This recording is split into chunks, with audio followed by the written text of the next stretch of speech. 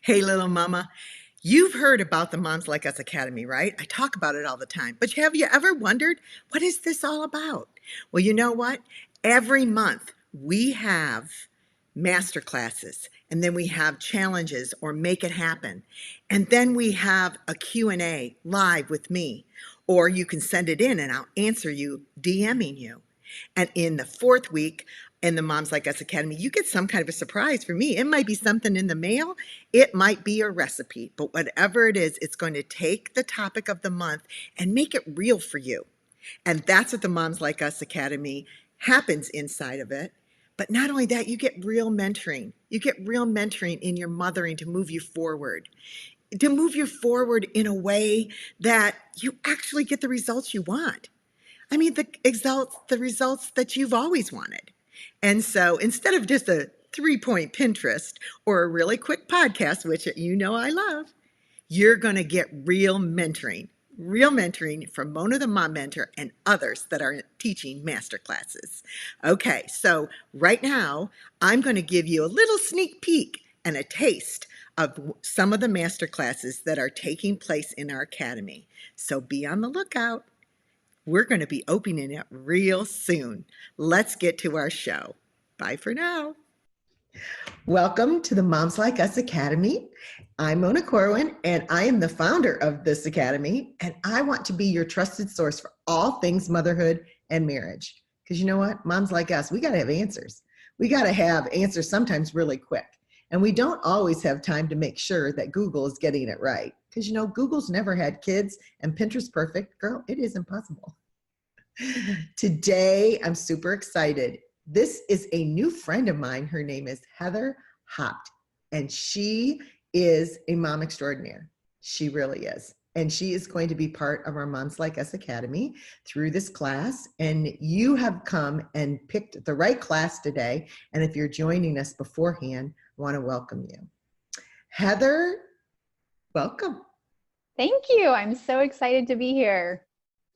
Okay, so recently I had someone, Heather, praise me because I have Southern sons and that I raised these boys to kind of have Southern manners. And I thought, how odd that someone would say that I raised Southern boys. And I asked, what exactly do you mean? And then they started describing my sons as honorable, courageous, like all of those things that you talk about in your book. And I thought, well, I wasn't really trying to raise Southern boys, although I am a Southern belle and I live in Dallas, so does Heather. And I thought to myself, I'm just trying to raise godly boys that are real men. And you know what? That's exactly what God wants us to do. So enter Heather. I saw her stuff. And we are on an app together called the Countercultural Mom app. And if you don't know about that, you're going to want to know about it. It's all things countercultural. Go figure, raising godly men is countercultural, but it kind of is because the men in our culture are adrift. And when I saw Heather's stuff, I'm like, oh my goodness, she's right up my alley. Heather has written a book called Knights in Training, 10 Principles, and it's how to raise honorable, courageous, and compassionate boys. And I have to tell you, in this culture, that is going to be a real challenge, along with all the other things. Men are not being treated like men anymore. And as you all know, that you're familiar with Mona, me, that you would know that I am all about authentic womanhood and manhood from a biblical perspective. And Heather is right on with her stuff. And so I think we are really blessed to have her today. She has 3 boys of her own, 1 precious daughter, and her husband, Rich. And like I said, they live in Dallas. So I'm so excited for you to be here, Heather. So excited. What in the world is going on in our culture? Oh my goodness, where do you even start? Our culture is lost. We have really, really lost our way. And there are just so many confusing and conflicting messages out there that even well-meaning parents oftentimes don't know what to do. So I think there's a couple of things. Our culture is telling parents to check out and that they don't need to be engaged with their kids, that the school is going to take care of things. I would even be so bold as to say somehow the church has communicated that We don't need to impart spiritual beliefs to our children at home, and that the church will take care of it. And so we've embraced this mentality somehow. I'm not quite sure exactly where it started, with just sort of checking out and letting other people raise our kids. And then just take a quick look at Hollywood or the video games that our kids are being exposed to, the messages that are out there, and it's confusing. And so what does it mean to be a boy? What does it mean to be a girl? What does it mean to be a man and a woman? And we've really lost our way, which is so sad, because then people start crying foul about, where are the men? Where are the gentlemen? And well, this starts back in childhood with training our children, casting a vision, and really, being there, being present with our children. And so that was something that when I entered into motherhood, I wanted to be involved with my children. I wanted to be intentional with them. And I saw the messages that the culture was sending us. And I was just like, nope, I don't want that. And I think you nailed it. I was talking earlier last week on a Mornings with Mona about how we have allowed everyone else to teach our kids. Like somehow it's everybody else's responsibility. It's everybody else's job, and it's the culture's fault. Well, as moms, we have a tremendous amount of influence in how our kids are raised up. And it's ridiculous to think that the culture would be the only loud voice or the denominator that would make a difference between real men and men that are like, I don't even know what we're doing now today. Yeah. Now, let's talk about the fact that boys are different than girls. That's huge.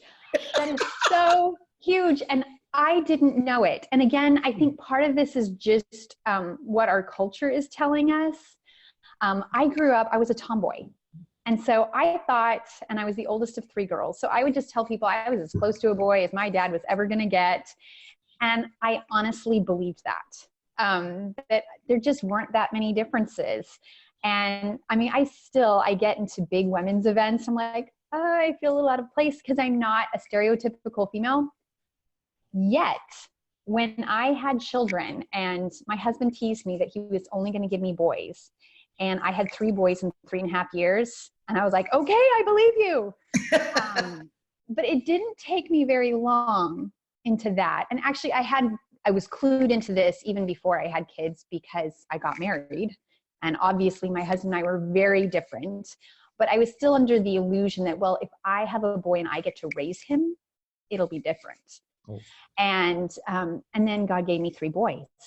And I quickly discovered, whoa, they are very, very different. And for all of my tomboy tendencies and how God has uniquely wired me, I am still very different than them.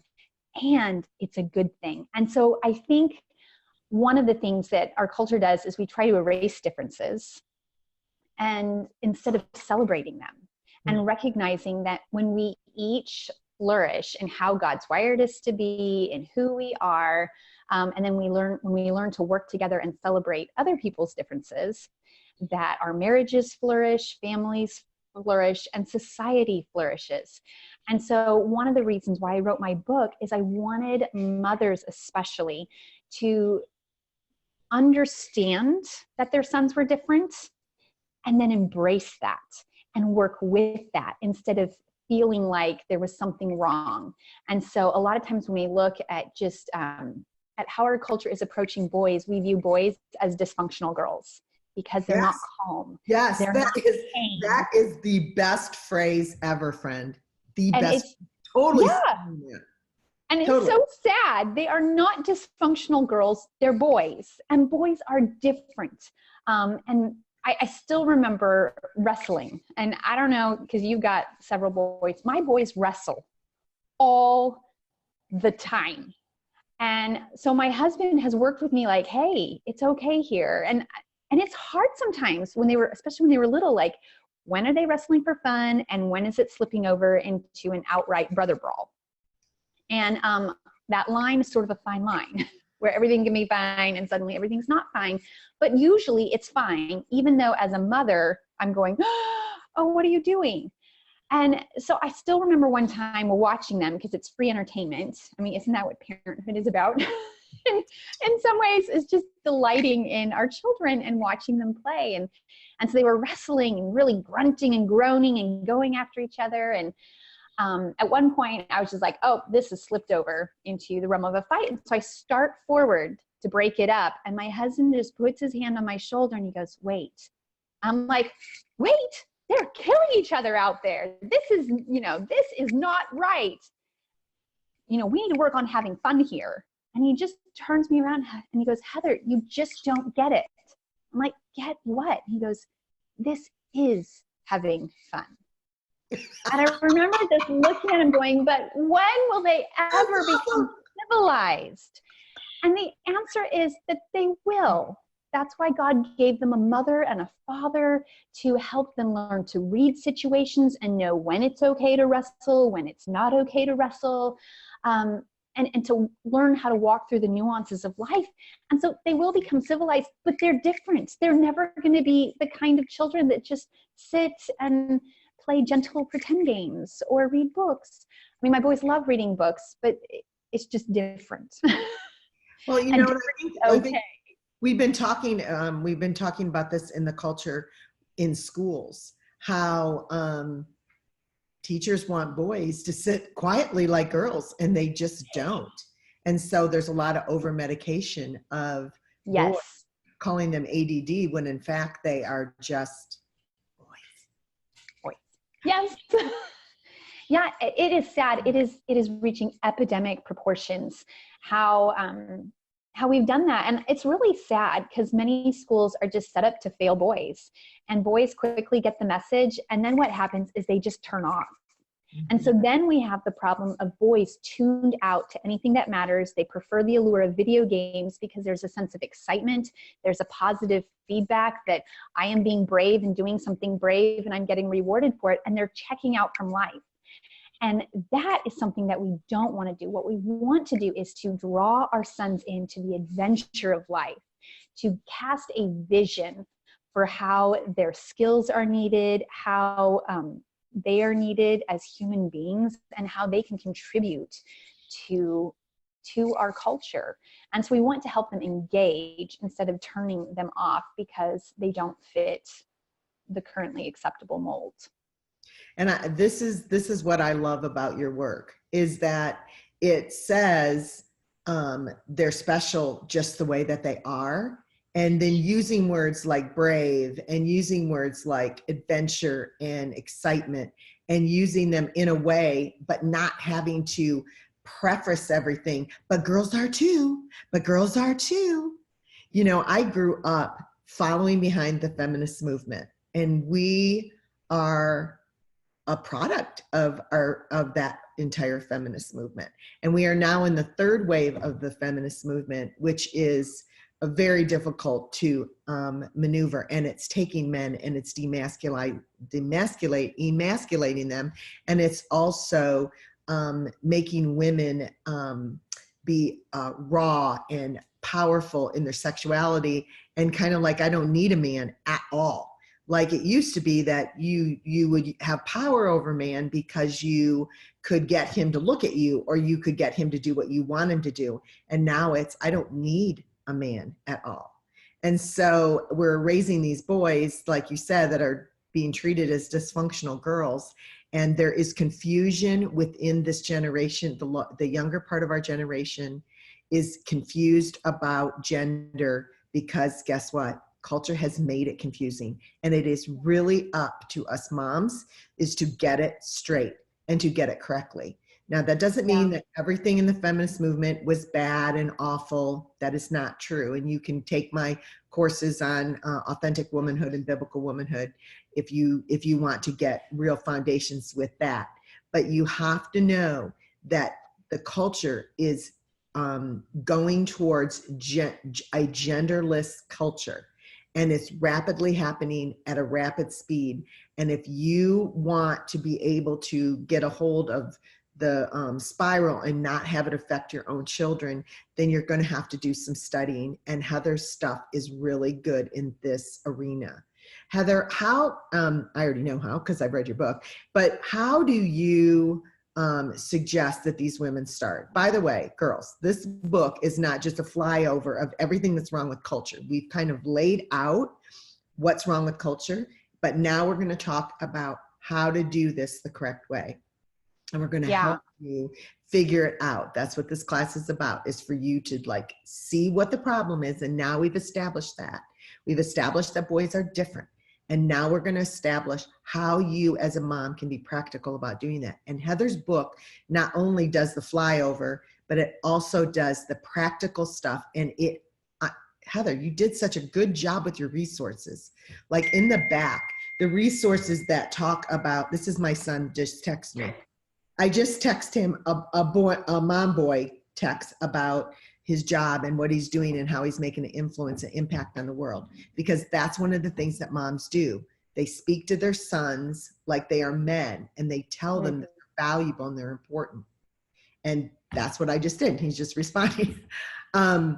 So Heather, you, in every single chapter, you gave us books and resources and things that we can go to on every single chapter. Not just like, okay, here's something that's similar to what I do, but in this chapter, you can go to this stuff and have your kids read these things that will apply to that chapter. Very, very well done. I'm just so pleased with your book. Yeah. Okay, what are the steps that you would have? I know in your very first chapter, you talk about charting a new path. And like, where do we go from here, Heather? Yeah, so that's where I love reading research, and my background is in neurophysiology, so just how brains work, how minds develop. And so I'm research focused, but I've always loved looking at the research and then going, okay, how does that boil down to the nitty gritty of daily life? And so that was my goal.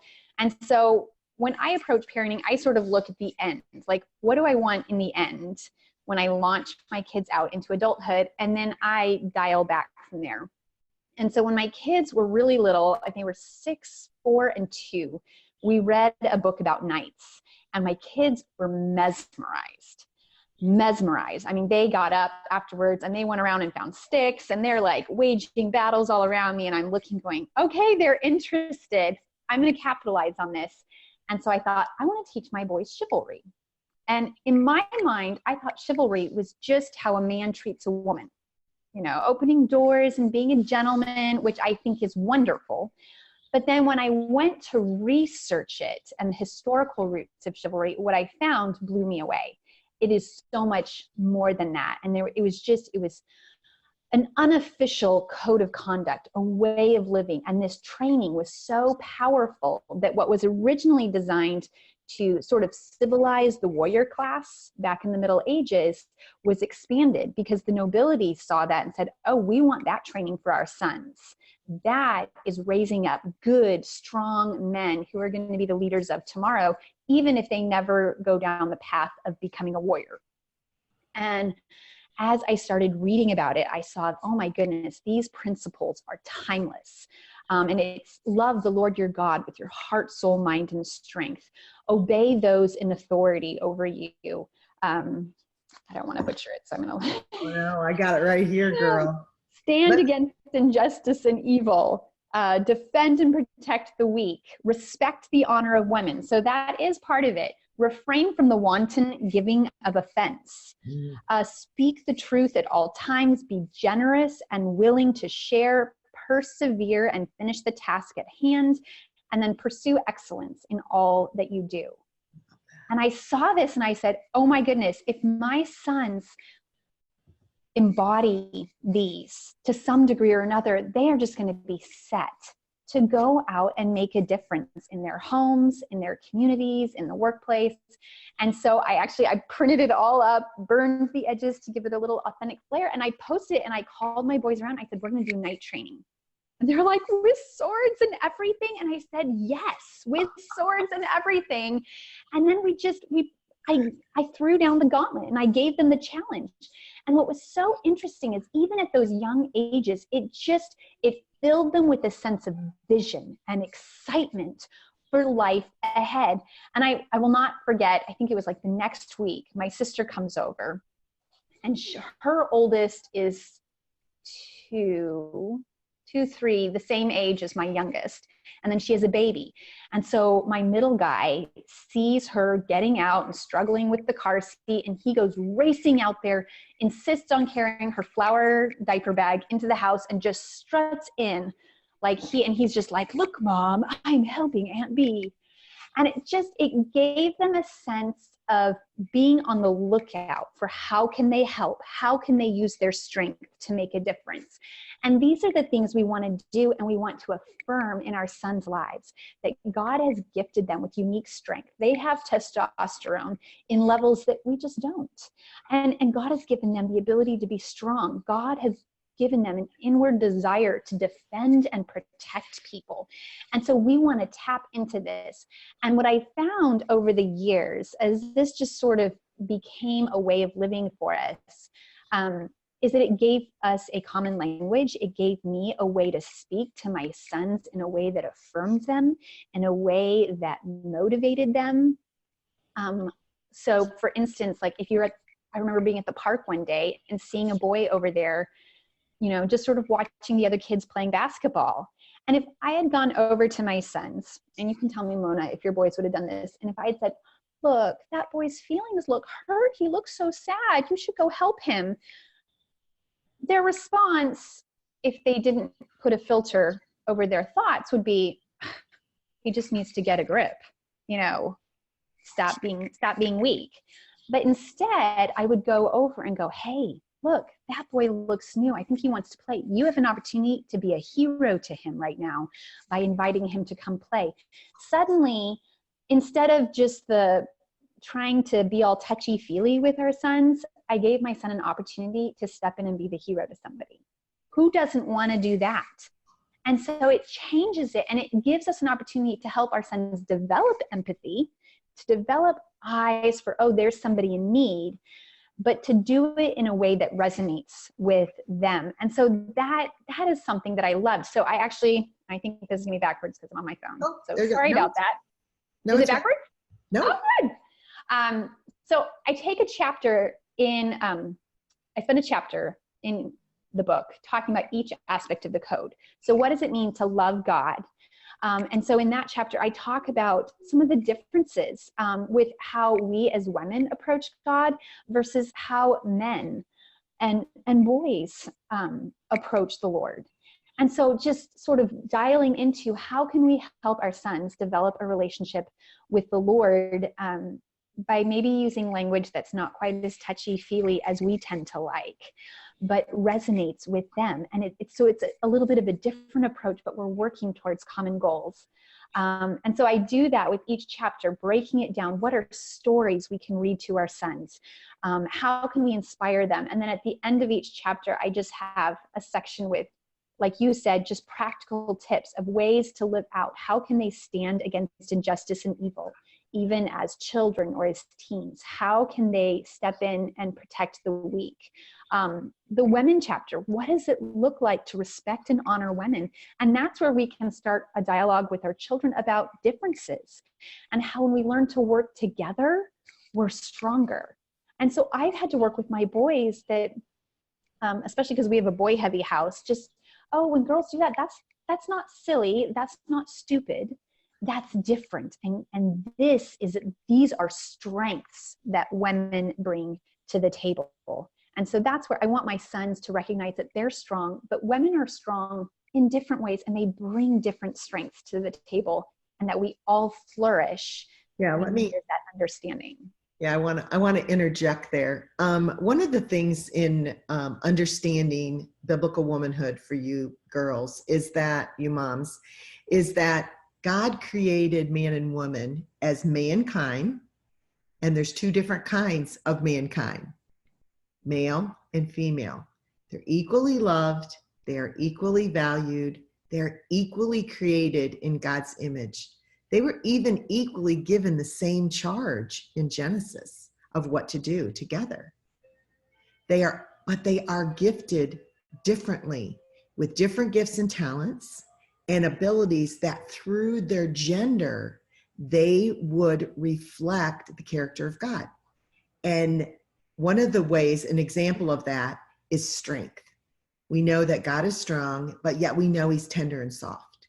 So men are strong on the outside. They have strength on the inside because of their muscle masses and the testosterone, like Heather said, but they are to develop a softness on the inside. And women are soft on the outside, and we have a strength on the inside. And so it comes through our genders differently, and the world gets to see a different aspect of the Lord. And both are necessary. Women are not supposed to be like men, and men are not supposed to be like women. We're supposed to be like Jesus. Go ahead. Amen. Yes. Yeah. And so helping our kids just sort of clue into that and having these conversations with our kids. And it's not even a one-time conversation, but just sort of a revisiting. And so that's what I loved about this idea of chivalry, is it just gives us a chance to constantly go back and to point our kids to that.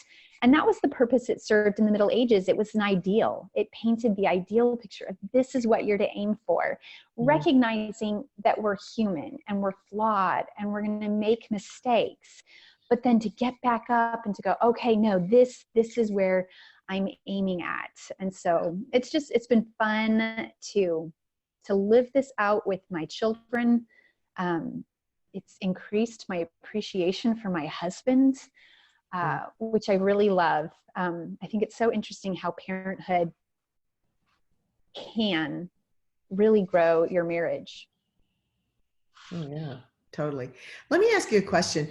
How do you see, what was the hardest thing for teaching your kids, your boys in this? What was the hardest thing that they just couldn't get as you went through this with them? Oh man, I don't know. Each child is different. And so that's where it needs to be a personalized journey, which is where parents come in and they can personalize it. So I would say each of my boys have had different struggles. And so there have been different things that we've had to emphasize. And then there's different seasons that they go through where we've talked about some things more than other things. And so that's where I think this is more than just good manners and oh yes, keeping these yahoos from embarrassing you everywhere you go, right? Oh yes. Yeah, there's one chapter, Refrain from the Wanton Giving of Offense, where we talk about manners. And in that chapter, I couch it in terms of situational awareness. So there is behavior that's totally okay around the campfire with your buddies, but completely inappropriate at a formal dinner.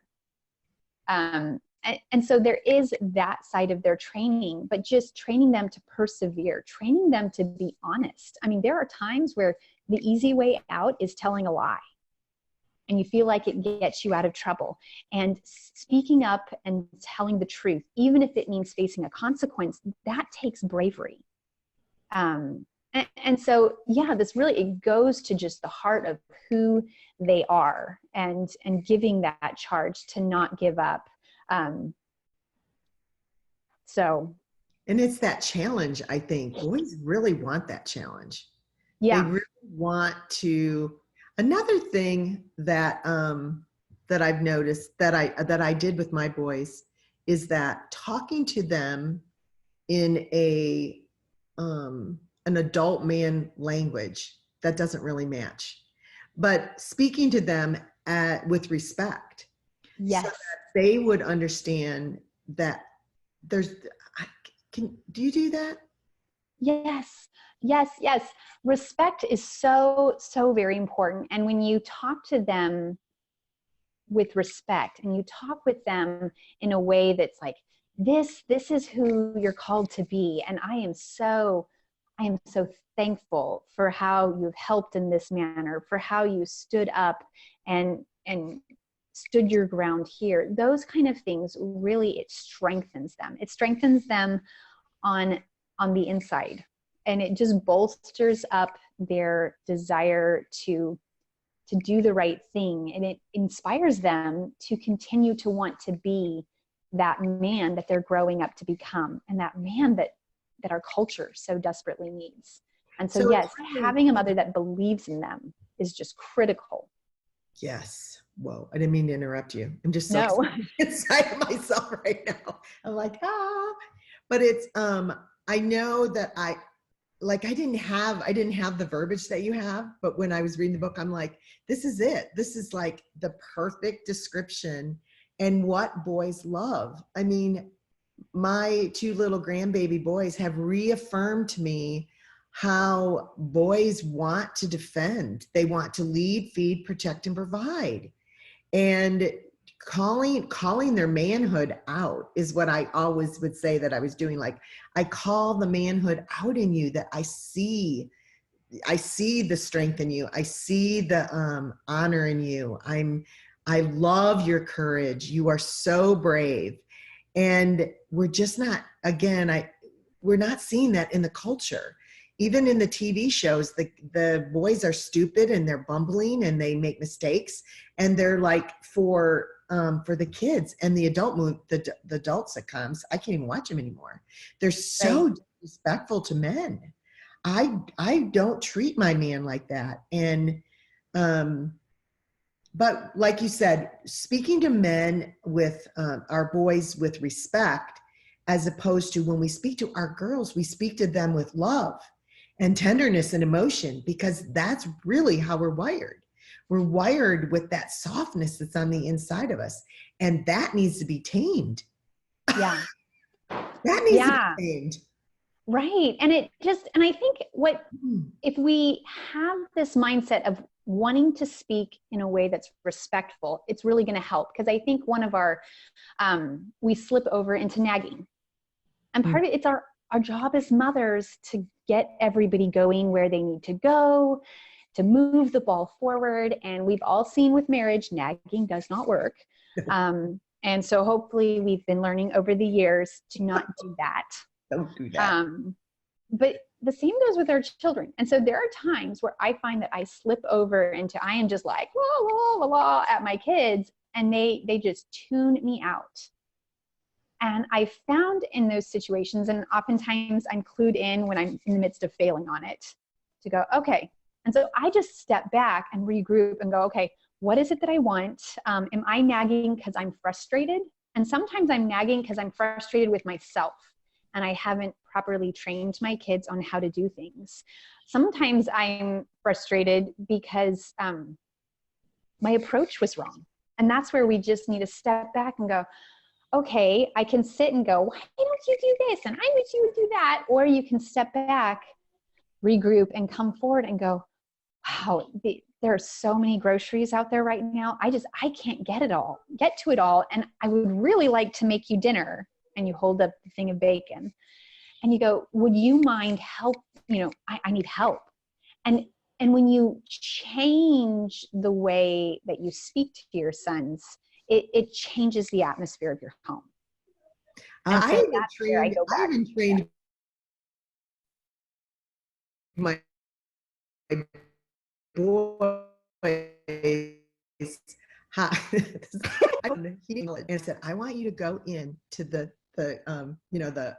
where they get the counselor's office, and I want you to find the oldest lady you can find, and I want you to go to her and say, I need some help, and ask her with a very kind sweetness in your voice, I am frustrated that I can't get this done. Would you please help me? And he said, Mom, I don't know how you knew how to do that. But it's interesting that is the exact same phrase, but my son approached a woman in a different manner and got the results that he needed, as opposed to when you approach a man with the very same need, I need help. And I was on a plane last week. I'm on a plane every week, but I was on a plane last week, and there was a girl sitting next to me, and she said, oh my, you're all dressed up. I'm like, oh, well, I just got off the platform, and I'm here and had too much makeup on and everything.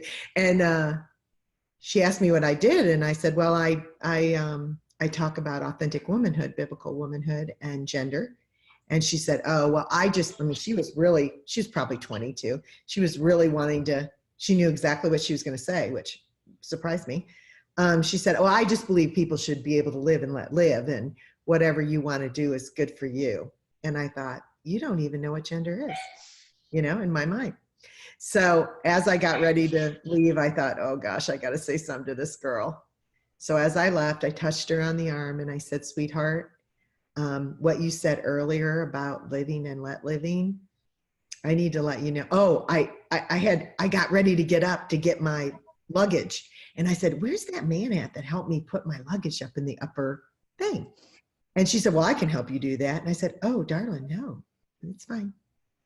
And so that was what I was going to tell her. So I touched her and I said, you're never going to see me again, but I want you to know that never miss an opportunity to let a man feel like a man. Never miss that opportunity. And then I said, sweetie, you need to do your homework on exactly what gender is. And then I walked away and I thought, oh my gosh, did I say that sweet enough? But she was absolutely clueless. She wanted to be powerful and she wanted to be kind of lazy in trying to figure out exactly what the gender stuff really meant. But I have to say, it was one of the best phrases I had used, and I never used that phrase before. So I feel like it was from the Lord. But it was never miss an opportunity to help let a man feel like a man. And I think that goes for our husbands too. Mm-hmm. When you are teaching honor and adventure, do you use examples from autobiographies, or like where do you pull, because you can't pull it from the culture? So like, how do you use examples with them?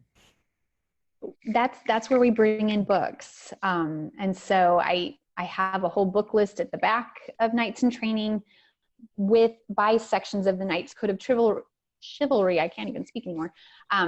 That relate to different things. And then we look for it. And so we read Boys in the Boat a year ago. And it was just such an amazing story set in the 1920s and 1930s. And man, this boy just had a rough life, young man. But as we read it, I mean, there were examples of perseverance in the face of great setback. There was opportunities where he was committed to excellence, and that helped him excel.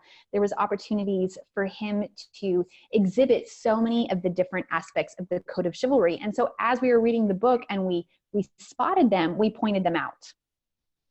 So you see them a lot in adventure stories. Autobiographies are full of them. And so sometimes we'll draw them out and tease that out. And sometimes we just we let the story marinate. And I don't turn it into a didactic lesson, because again, if you turn everything into a lesson, I think it loses its power. But I look to give my kids good stories. Well, and again, that's why another reason why I really liked your book was that sometimes I'm afraid to pull anything out because I don't know what it is in. So I miss the adventure of reading along with them and being captivated with them, because I have to read everything first. I have to watch everything first, because I don't know that if it's going to sow a cultural seed, or if it's going to sow a godly seed or a knight in training seed into my children. And it is frustrating to me. So I just applaud you for putting those in there.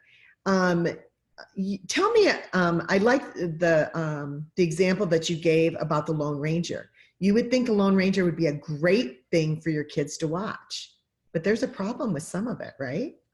Yeah. So my dad was a big fan of the Lone Ranger. And so when the Lone Ranger movie came out, my kids were much younger. And so we just watched it as adults, but it was so disturbing because they emasculated the Lone Ranger. Like he was sort of a bumbling fool who had to have the saloon girl come in and save him, Tonto was actually super embarrassing in the movie, the recent movie remake, where he just, I mean, he was sort of, I mean, it was Johnny Depp.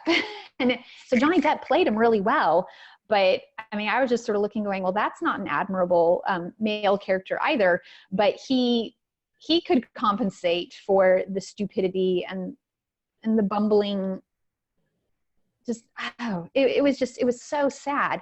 And I remember watching it going, no, this is not the message that we want to give our sons, that to just sort of like stumble through life and it's cool to be dumb and to just wait for the women and the crazy, kooky other characters to come in and rescue you and to get you through life. Lego Movie is another one that we watched it. My kids adore Legos, but it's not something I wanted my kids to get a steady diet of, because he was just sort of bumbling and lazy and absurd, and he needed the female sidekick to come in and get him through. And I just was looking going, yeah, that's not the message that I want my kids to internalize on a regular basis. And so it's not that we vilify everything modern, but we're careful. And then we discern, and especially as our kids get older, we'll talk about things. Well, how did that, what did that character do? Did he exhibit chivalry? How was he weak? And so we'll sort of discuss it. As they've gotten older, we've discussed things. And so it's not that we never watch things, but we watch it with the lens of what message are they communicating? What message are they communicating about men? What message are they communicating about women? What messages are they communicating about what's right and wrong in this world? And so I like the idea of doing that with our kids, because then we're teaching our kids to be discerning. Well, and you're doing it off of a foundation of truth that you've already established. Yes. The word train means to follow. And so you're having them follow this definition, this ideal, we're learning to follow this. And how does this match up against what we are following? And that is how we train up a child in the way they will go. Not just their gifts and talents. Yes, that's part of that scripture, but your training. And like we said at the beginning, moms feel like they aren't qualified to train their children, and that we really do need to have the schools and the churches and the culture. They know more about it than we do. And that is just not the case. God gave those kids to you, and parents and the family were created by God at the very beginning with a purpose. And God took man and woman and he created a family, and he put them in a garden. And the garden wasn't the whole world.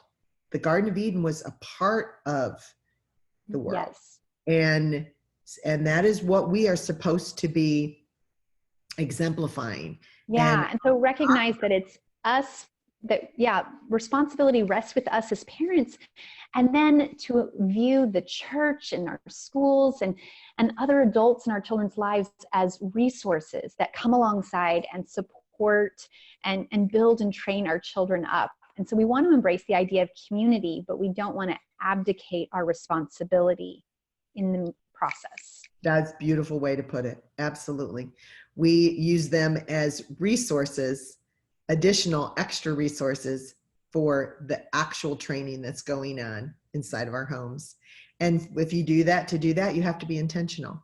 And I know that that's one of the things that this is just one of the parts of your platform, because you also talk about learning and the adventure of learning and equipping parents to be able to live an extraordinary, intentional life. And I'm so grateful that you're with us today. Is there anything else you just want to tell them? Like, oh man, I know. So like, what is one of the phrases that is the very best to use with your boys? Like just a phrase that you use a lot. Be the hero. Yes. Be the hero is one that I come back to over and over again. We were at a concert this weekend, my kids' first concert, and we went with some friends, and their daughter was on the end, and then my son, a daughter, and then my other two boys. And there was this lady next to them who's just super exuberant and just like all over the place, flailing her arms and super excited to be at this concert. And it was really making the girl uncomfortable. And so I heard her talk to her mom and ask if her sister could trade places because this lady's arms were all over the place and it made her uncomfortable. And so I heard that and I walked back in and I went over to my youngest son. I just said, hey, that lady is a little wild and it's making your friend uncomfortable. Would you could really be a hero to her right now by offering to trade places. And he goes, okay.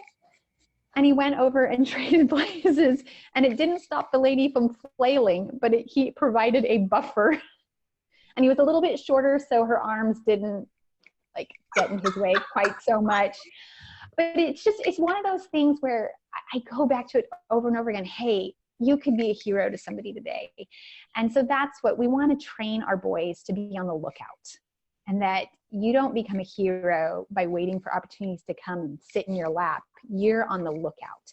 And that's the charge that I give my sons over and over again, that a rewarding life, an adventure-filled life, is one when you embrace the world with your eyes wide open going, how can I help? Wow. And that is exactly like every woman that's listening to this, their little hearts are like, yes, yes, yes, yes, yes, yes, because that's the way God created it. I use that phrase all the time, literally all the time. I totally agree that that is the one. And I tell my girls that. And friend, my girls, I mean the girls I mentor, also my daughters. But if you really want your man to feel like a man, tell him you're my hero. Like, you're my hero. And watch his chest just stand up a little bit taller. Every man wants to be the hero in the story. And God created men to be heroes. And women are heroes too, but we're heroes in a different way. And so I just want you today to be encouraged with what Heather's taught us today, and get her book, it's not Raising, it's Knights in Training, and it's the 10 principles to help your boys be compassionate, honorable, and courageous. I switched the C's. Oh, well. But very, very good book. You will be blessed by it. Heather, you got to do something else. Like, we need more. Like, we literally need more, because ideas are percolating. Huh? Ideas are percolating. Okay, good. Yeah. And I think a course is probably it should be in your future. Or you can put it in our Mom Academy. All right, little mamas, you got to know right now that moms like us do things like this. Moms like us learn how to raise boys that are men into godly men that know how to be honorable, courageous, and live an adventure. So, till next time, when we have another class in our Moms Like Us Academy. Thank you for joining us, and we will talk to you later, right? Bye.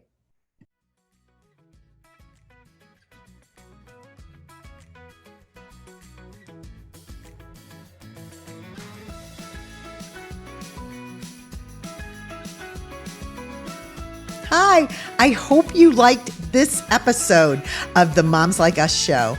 And if you did, I hope that you'll share it. You'll share it with another mom friend, because moms like us do things like this. I also hope that you will check out the Moms Like Us Academy, where we take ideas like we've been talking about on the show, but we go deeper. We just don't get inspired and think, ooh, that's a really good idea. I think I want to try that. We actually learn how to do these things and why we need to. And then you know what? You have Mona, the mom mentor, and other master moms that teach the master classes in there.